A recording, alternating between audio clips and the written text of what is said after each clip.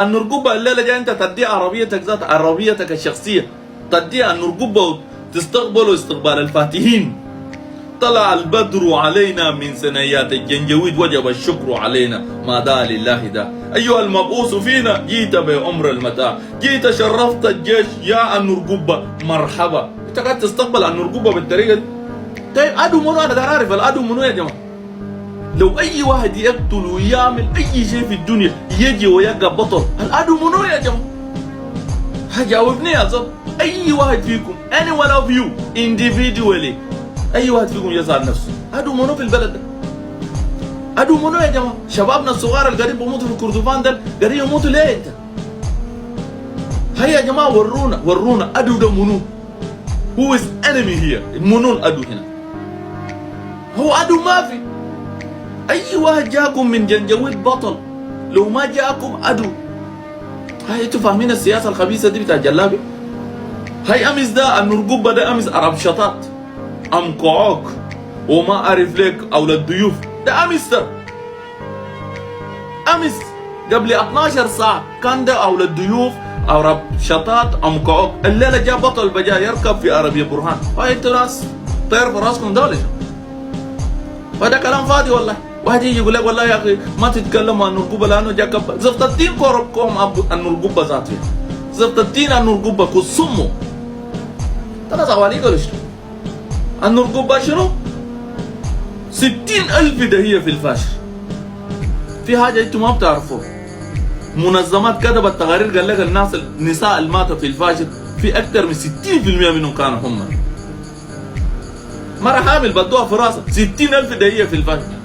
بقيادة منو؟ النرقوبة. الليلة بطل. هاي يا جماعة قضيتنا دي يعني هنا هو يعني هنا عندنا قضية ما تخشونا ساي. يعني هنا عندنا قضية ما تسوقونا بالخلا ساي والله هاي. فما تسوقونا بالخلا والله. جنجويد مبسوط. مبروك يا جنجويدي. انبسط والله. نغشك والله ما عندنا لك حاجة. نغشك ليه؟ يعني امس ده النرقوبة ده امس ده شمش الفاتت شمش امس ده كان عرب زوط ولا اسمه شنو؟ تقولوا شنو؟ عرب شطات وما اعرف ليك ام قعود واولاد ضيوف واواليك وسجم واي شيء. الليله عشان بس قلب الموجه بجاي بطل تركب عربيه برهان ذاته.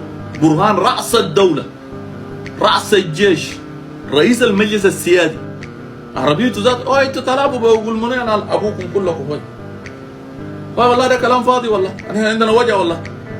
انا من سنه 2000 قاعدين نقدم اهلنا يا من سنة 2000 أهلنا قاعدين بموتوا يوم تلو الآخر يعني. يوميا ندفن الناس في دارفور يعني. جنجويد ده ذاته كانوا سايقهم بريموت كنترول بيقتلوا فينا. لما اتمرضوا بقيتهم كعبين. الليلة كمان لما هو يا غلال هو ده كلام فاضي والله. أنا بقول أنا زفتتينكم كلكم. أنا والله ما بيحترم أي سياسي. ما تقول لي ناس مني جبريل كلهم سياسيين ده كذابين. كلهم منافقين تجار كلهم. هسه كلهم بكره بالصف بيمشوا بيستقبلوا النرقوبة. كلهم تجار كلهم. أنا هنا أصحاب الوجه الحقيقيين. أنا هنا أمهاتنا في معسكرات. لسه ستيل وقت اللي أنا بتكلم فيه ده أمهاتنا في المعسكرات والله. أنت النرقوبة تعاملوا معاملة بطل. تعاملوا معاملة بطل. You treat him as a hero. أنت قاعد تعاملوا معاملة بتاعت شنو؟ بطل. تيجي تقول لنا أنا هنا نسكت؟ زفتتينكم كلكم. للمرة المليار أكرر والتكرار قاعد يكون مفيد أحيانا. ما عندنا مشكلة زول اللي استسلم من الجنجويد. اللي استسلم عمل جيف أب ده خطوه في حتة آمنة إلى هن شوف له شغل. لكن حتة أنه تجيبوه تركبوه بورا في الصف ويبقى بطل ما دايرين. ما دايرينه. ما يزول ما متفقين. والله أقسم بالله ما متفقين.